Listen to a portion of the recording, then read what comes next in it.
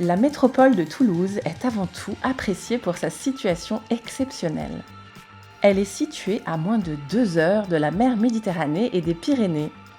Toulouse, quatrième métropole de France, compte 1 350 000 habitants, 58 100 nouveaux habitants par an et un excédent migratoire de 8 000 habitants par an. L'aire toulousaine est ainsi l'une des plus attractives de France. Elle se place à la 2e position derrière Bordeaux, mais devant Lyon, Aix, Marseille et Lille. La population qui s'installe dans l'aire toulousaine est particulièrement jeune. 35% des nouveaux arrivants ont entre 17 et 23 ans, contre 10% de la population déjà présente. C'est aussi une population active, qualifiée, qui s'installe tous les ans dans la métropole. La part des cadres et professions intellectuelles supérieures est de 17,5%.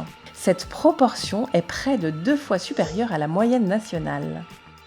Toulouse est la capitale mondiale de l'aéronautique. De ce fait, elle compte 85 000 emplois répartis au sein de 700 entreprises qui représentent 25% de la recherche et développement en France.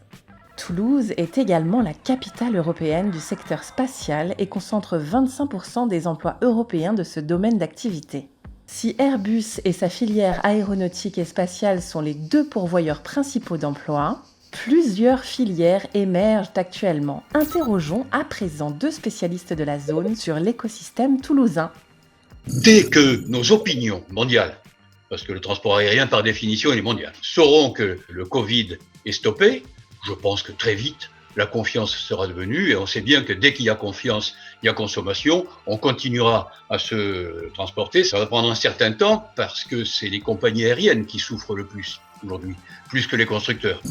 Il faut savoir quand même que Airbus est assis sur un carnet de commandes de 10 ans. Il y a tout un écosystème qui est en train de se créer autour des mobilités intelligentes, qui regroupe totalement EasyMile, les navettes autonomes sans chauffeur, et vous avez peut-être dû entendre parler aussi d'Hyperloop, le train supersonique qu'on met dans une capsule. Je pense que Toulouse et sa région ont des arguments à faire valoir pour attirer de nouveaux emplois, de nouvelles pépites, de nouvelles entreprises. Je crois que beaucoup des éléments des capacités de diversification d'activités économiques et donc de création d'emplois avec des centaines de startups passent par la multiplication des applications spatiales. Et on a vraiment tous les outils qui vont bien sur la métropole toulousaine.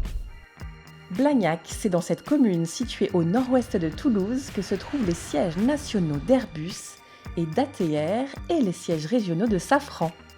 Directement relié aux pistes de l'aéroport de Toulouse-Blagnac, Aéroconstellation est un site de 300 hectares entièrement dévolu à la construction et à la maintenance aéronautique.